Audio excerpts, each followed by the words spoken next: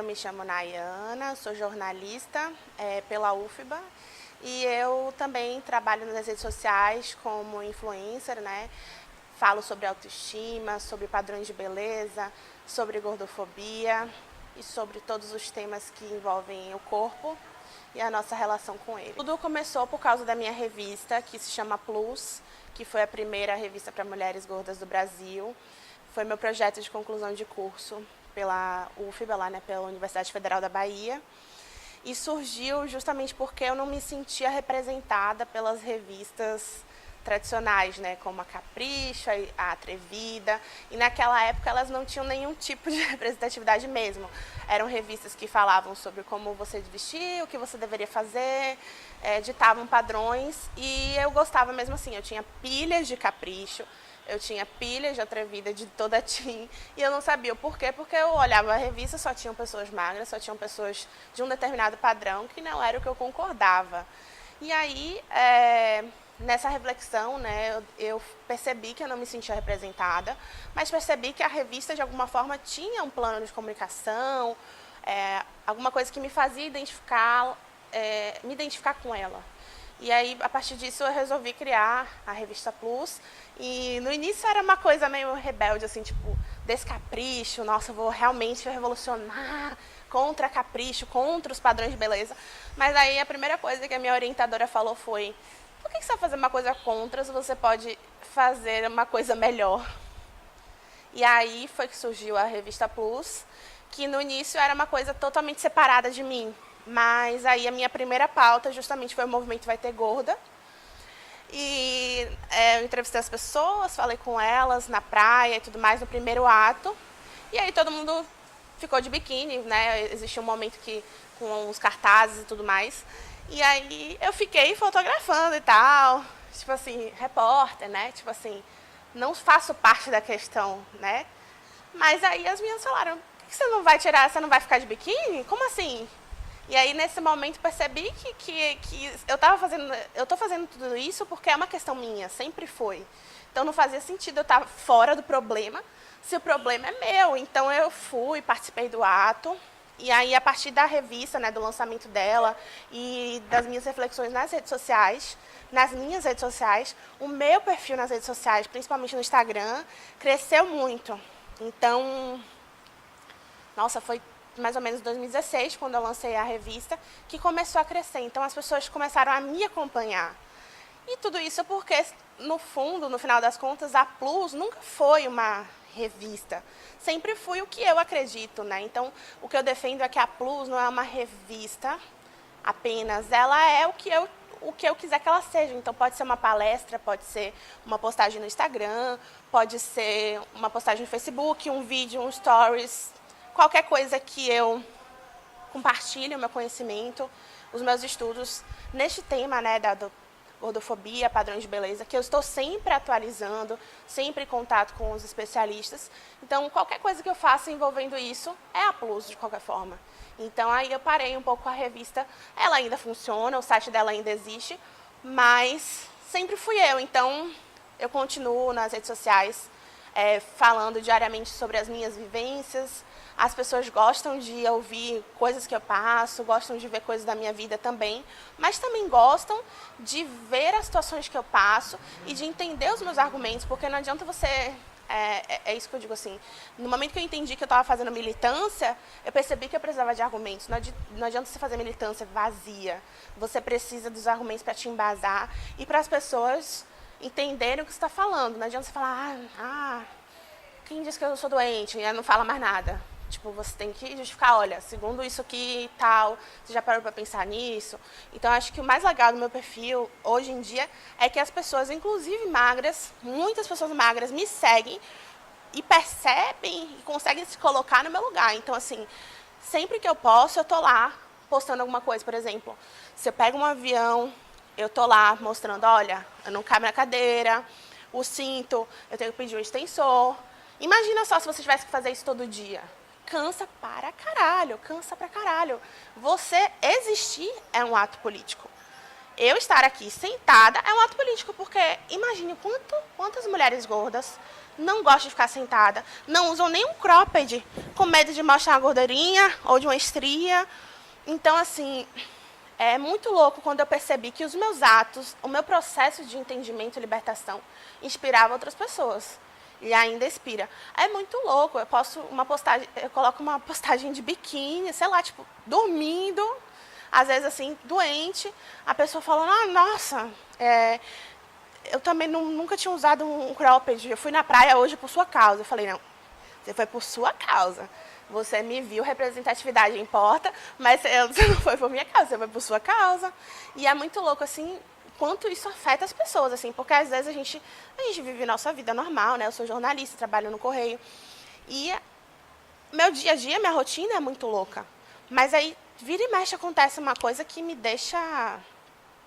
Nossa, gente, realmente faz diferença esse trabalho, né? Tipo, teve uma menina uma vez que me encontrou na rua, me abraçou, começou a chorar. E eu não sabia o que fazer. Eu falei, calma, não estou entendendo o que está acontecendo. Aí ela, não, porque depois que eu vi que você postou uma foto de biquíni, eu comecei a ver meu corpo como bonito e tal. E aí eu falei, gente, é muito louco. Porque é um processo que também foi acontecendo comigo, que eu compartilhei com as pessoas, não tudo, obviamente, mas uma grande parte. E hoje em dia eu sei que inspira muita gente. Então, assim, também existe essa responsabilidade do que eu vou postar, do que eu vou falar. Porque eu sei que tem gente lá com problemas mentais, pessoais, familiares, seríssimos, assim.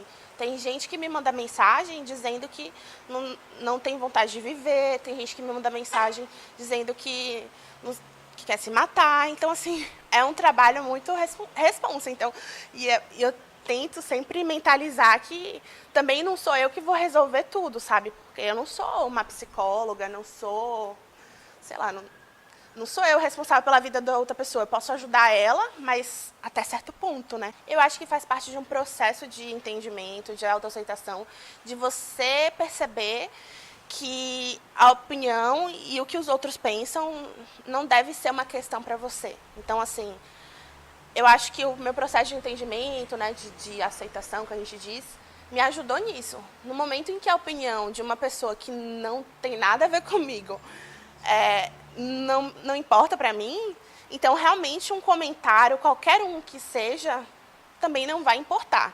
Então, acho que no momento que eu consegui enraizar isso em mim, que a opinião do outro não importa para mim, foi o momento em que esses comentários de ódio também não me afetam de forma fácil, já me afetaram muito. Eu acho que na internet as pessoas colocam uma máscara e elas acham que ali elas podem fazer o que elas quiserem. Então, tem muitos perfis fakes que vão lá no meu perfil destilar um ódio gratuito. E assim, eu fico pensando, gente, o que leva uma pessoa a fazer isso? Porque eu já recebi muitas mensagens de ódio, recebo diariamente, assim, mensagens de ódio, tipo assim, emagreça, morra, tipo, desde emagreça, que eu, tipo, ligo, foda-se, tipo, quem é a pessoa que não me conhece pra dizer pra eu emagrecer, até o, tipo, eu acho que você deveria morrer e tal, tipo, coisa desse tipo, assim, eu fico, meu Deus. E aí eu fico pensando, tipo, o que leva uma pessoa a fazer isso? Eu acho que as pessoas acham que elas estão impunes.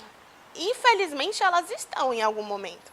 Mas eu acho que o que a gente precisa justamente é divulgar, né, que não é assim, não é porque ela se esconde atrás de um perfil que ela pode fazer o que ela quer. E eu acho que esse ódio, ele pode ser mortal, assim, eu já vi situações, inclusive recentemente, de uma menina gorda que se matou lá em São Paulo, que era conhecida do pessoal do movimento e tal, por conta de ódio gratuito. Ela deixou um texto dizendo que não aguentava mais, porque as pessoas não têm empatia, não se colocam no lugar do outro. Eu acho que se a gente tivesse um pouco mais de empatia, o mundo seria melhor.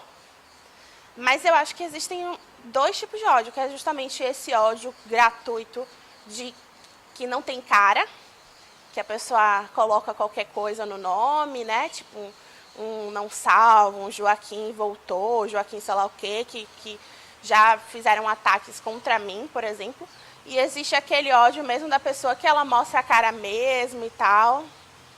Não sei motivada por quê, talvez por conta desse momento que a gente está vivendo no Brasil. Eu acho que tem muito a ver, sim, que as pessoas saíram do armário e acham que podem falar. Só que eu acho que também a gente precisa, essas pessoas que mostram a cara, a gente também precisa denunciar, sabe? Não só quem se esconde. Esse ódio é muito louco. Comigo já aconteceu muitas situações e uma das piores foi um caso em que, há um ano atrás, mais ou menos, um perfil desses fez um meme, meme, risos, né? Meme pra quem, né? Com uma foto que eu tava de biquíni com outras meninas e colocou dieta já. O problema é que esse meme viralizou, ou seja, as pessoas acharam engraçado. Nossa, muito engraçado, né? Tem uma coisa que eu não entendo, é como é que as pessoas acham piada no outro, sabe? Não tem piada, no momento que tem preconceito não tem piada. E aí viralizou, não só no Instagram, como no Twitter, no Facebook e no Google, porque se você buscasse dieta já, aparecia como resultado do Google. E foi horrível porque virou um ódio direcionado. Não era só a minha imagem e todos os danos morais que estão ali, né? Você vê sua imagem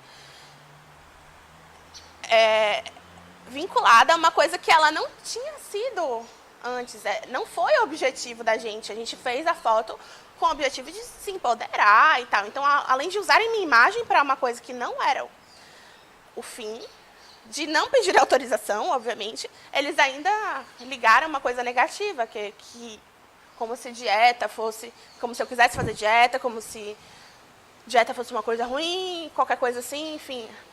Foi horrível nessa situação e eu lembro que eu compartilhei com as pessoas isso. A galera denunciou e tal, e aí o cara, ou a pessoa, né? Eu acredito que seja um cara, porque esses perfis muitas vezes são machistas, tem postagens machistas, então dá pra perceber que tem essa coisa patriarcal machista, sabe, neles. Ele foi lá e repostou as minhas postagens, pedindo pra galera ir em mim, porque assim, as outras meninas que estavam na foto não tinham visto, ou enfim, ainda não tinham, sei lá, se tocado, ou fingiram que não ligaram, mas no fundo todo mundo ligou. E eu falei, não, eu não vou deixar quieta, eu não vou passar pano pra isso, sabe? Eu vou denunciar, vai ter que tirar do ar, não é possível que uma coisa dessa aconteça. E aí eu lembro que no primeiro dia, o Twitter tirou do ar, o Facebook demorou uma semana ou duas, e o Instagram, se duvidar, tá lá até hoje. E aí, foi muito louco, porque muita gente apoiou, muita gente denunciou. Então, houve uma comoção pública, assim, dos meus amigos, de todo mundo e de pessoas dessa rede de apoio. Você está bem, né? Tipo assim, porque realmente se você não tem uma rede de apoio, é muito louco. Imagina uma pessoa dessa sofrer calada, isso, né? Então, assim, todo mundo, você está bem, você precisa de ajuda, você quer uma consulta psicológica, pessoas próximas me oferecendo isso, esse apoio, ele é fundamental.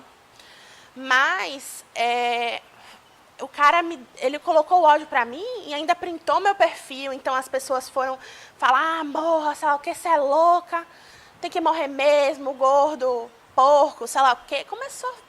Eu tive que fechar o perfil, demorou ainda um mês pra eu abrir de novo, porque a galera fica lá, né? Vai lá todo dia pra ver se você tá com o perfil aberto ou fechado, pra te xingar. E é muito louco. Imagina uma pessoa que não se entendeu, não passou pelo processo que eu passei, passar por isso. E aí que eu digo que, poxa, ainda bem que fui eu. Imagina a que ponto eu cheguei de dizer, ainda bem que fui eu. Mas ainda bem que fui eu mesma, porque assim, eu tive uma certa estrutura familiar, uma estrutura de amigos. Se fosse outra pessoa, talvez ela já tivesse feito outra coisa, ou não tivesse feito nada, imagine. E aí eu acho que esse ódio, ele é muito gratuito, assim, as pessoas não têm empatia nenhuma. E na maior parte das vezes elas não têm cara. E aí eu acho que tá aí o problema, porque não é divulgado publicamente, né? Como que eu denuncio, sei lá o que e tal. Eu procurei um advogado, ele me orientou e tal. E nesse caso, especificamente, a gente teria que fazer duas ações. A primeira, judicial, para a gente tentar incriminar a pessoa criminalmente, né, judicialmente, encontrar quem é e tudo mais. E a segunda era através das redes sociais, pelo Twitter, pelo Instagram, Facebook, pedir para eles uma liminar para que eles passassem o ID do computador das pessoas e depois processar eles por eles terem me feito passar por isso, porque vai que a pessoa que está lá por trás é, sei lá, uma pessoa que... Hoje em dia todo mundo, não todo mundo, mas enfim, muita gente tem acesso à internet. Então, pode ser qualquer pessoa. Então, você não sabe se, por exemplo, se eu processasse aquela pessoa, se ela ia conseguir me pagar ou alguma coisa assim, ou se ela iria cumprir, sei lá, a pena que fosse. Então, ele falou, olha, só vai valer a pena a gente entrar nessa ação, até porque ele, como advogado, também precisava receber um pagamento e tudo mais, se você processar o Instagram, o Twitter, o Facebook, o Google. Oh, meu Deus. E aí, eu sou da área de comunicação e a gente chegou à conclusão que não dava para processar, por mais que eu quisesse muito, porque eu acho que, assim, se eu processasse, talvez outras pessoas vissem aquilo, eu vou processar também, porque a gente tem que processar, sabe? Só que é foda, porque eu falei, gente, se eu processar todas essas... Eles são donos de tudo, né? Tipo, o Google é dono do YouTube, que é dono... Eu nunca mais vou poder trabalhar num veículo desse na minha vida, né? Aí eu até pesquisei, no Facebook a gente chegou a entrar em contato com a área de RH para ver se eles olhavam se a pessoa, no processo seletivo, via se você já tinha processado, sei lá o quê. Aí eu falei, ó, é melhor não correr o risco. Mas assim, eu acho que foi legal eu ter compartilhado e ter falado para as pessoas, olha, vocês precisam denunciar, pelo menos vocês não são jornalistas. Se eu fosse de qualquer outra área, eu denunciaria, com certeza. Mas assim, para minha sorte, depois de ter entrado em contato com todas as redes, todas apagaram menos o Instagram. Então todas, o Twitter, o Face, o Google, tiraram do ar a postagem. Teve um até que tirou do ar o perfil. Porém, esses perfis, eles já sabem que podem sair do ar e aí eles criam outros, sei lá, quem voltou, não salvo 2... Tananã. Então, tipo, ele já tem os seus perfis B, C, D. Eu vi um desses que tinha, tipo, uns 4, sabe? Então, eles já sabem. E, sei lá, quem segue esses perfis realmente... Por que a pessoa segue, sabe? Aí eu fui ver pessoas muito próximas a mim que seguiam um desses. Eu falei, gente, por que você está seguindo isso? Ah, porque eu vi uma postagem que eu achei engraçada. Eu falei, pois vai ver as outras. Vai ver quem você segue também. Porque acho que as pessoas também... Às vezes você segue, que legal essa postagem, você segue. Aí você não vê o quanto de ódio que aquele perfil está compartilhando, está promovendo. Pode ser até contra você e você não está vendo, né? Nas minhas redes sociais, eu sempre falo para as pessoas que todo mundo precisa de terapia. Eu preciso de terapia, eu sempre vou e volto e tal, mas o ideal é que todo mundo precisa de terapia, porque você tem alguma trauma, pode ser que você tenha algum trauma, pode ser que você tenha alguma questão de trabalho, algum estresse. Ninguém tá bem no final das contas. Você vai procurar, hoje em dia, se você tá bem, realmente você não vive no planeta Terra, no Brasil. Que existem situações e casos mais baratos, mais em conta, até de graça, aqui em Salvador, por exemplo, para quem precisa. Então, existem grupos. Então, falta, às vezes, a pessoa perceber, ir atrás e tal. Só que, às vezes, a pessoa não tem essa força para ir atrás, né, de uma ajuda. Ela precisa de um empurrãozinho, ela precisa de alguma coisa que mova ela. Então, assim, eu acho que a principal recomendação que eu teria seria essa, procurar a ajuda de um profissional da área de psicologia. Qualquer pessoa precisa disso. E a segunda coisa que é muito importante é ter uma rede de apoio. Em qualquer caso de ódio, a rede de apoio ela é fundamental. O que é uma rede de apoio? São pessoas que estão lá para você, não necessariamente são amigas, mas pessoas que acreditam nas mesmas coisas que você, pessoas que você sabe que você pode contar, não exatamente um big amigo, mas que tem os mesmos ideais que você. Então, assim, isso inclui também você se afastar das pessoas que são tóxicas, deixar de seguir quem você... Poxa, aquela pessoa, eu vejo as fotos delas, me faz bem, por que você está seguindo ela, então? Esse processo, assim, de limpa, assim, ajuda muito, assim, você ter a rede de apoio é fundamental, assim, depois do apoio psicológico, a gente sabe que nem todo mundo tem, essa rede de apoio, ela é fundamental, as pessoas que vão estar lá, né, para o que você precisar. Acho que é isso, assim, mas eu acho que falta difundir mais como que a pessoa, esse conhecimento, como é que a pessoa denuncia. Isso, nossa, eu não sabia que podia processar o Instagram, o YouTube, o Facebook. Não só pode, como deve, inclusive eles recebem bilhões de processos anualmente. E num caso desse de ódio, a pessoa vai ganhar com certeza, se ela tiver um bom advogado.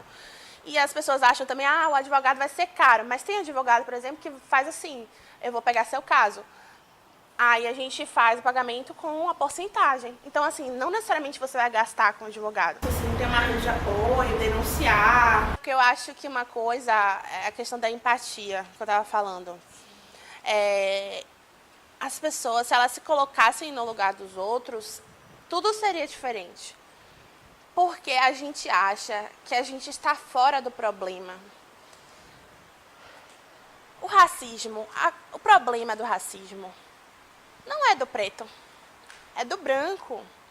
O problema da gordofobia não é do gordo, é de todo mundo.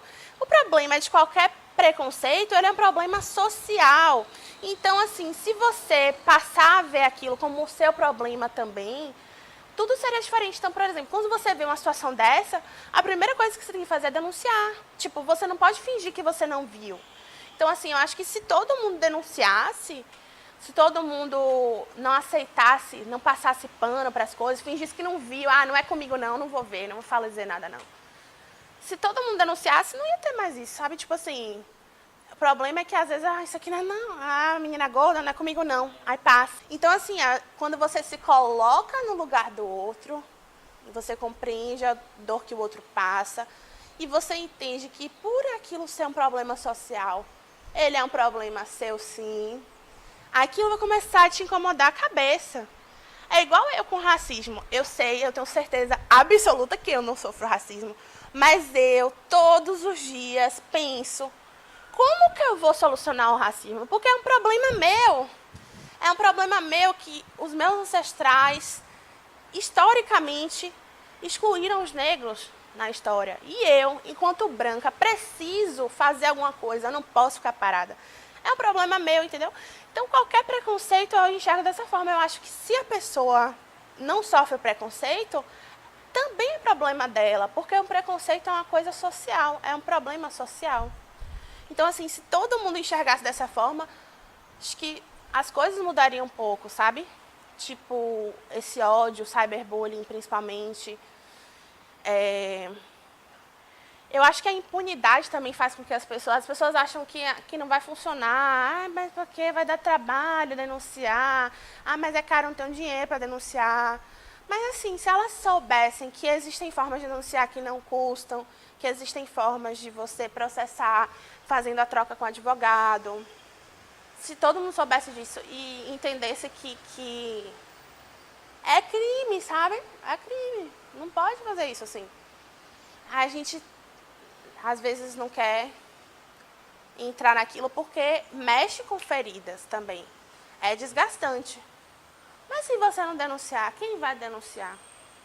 Então, assim, a gente tem que ser o primeiro em alguma coisa, ou tem que fazer o nosso.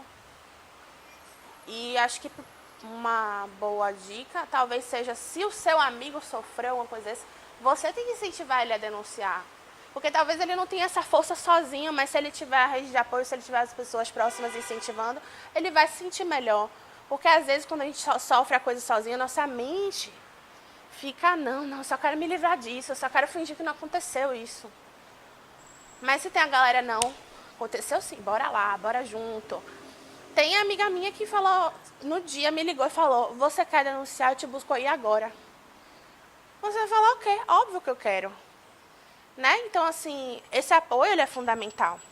É por isso que eu que sofro isso diariamente, eu sempre estou apoiando as outras pessoas. Eu falo, denuncie, você não é jornalista. Você pode processar o Instagram, YouTube, ganhar aí os seus R$1.000, milhões. Hoje, alguém me falou outro dia que ganhou mais de R$10.000, a depender do caso. Não é só o dinheiro, claro, mas é para as pessoas verem que que não é uma coisa aceitável. Não é ódio, preconceito. Tá ultrapassado, né?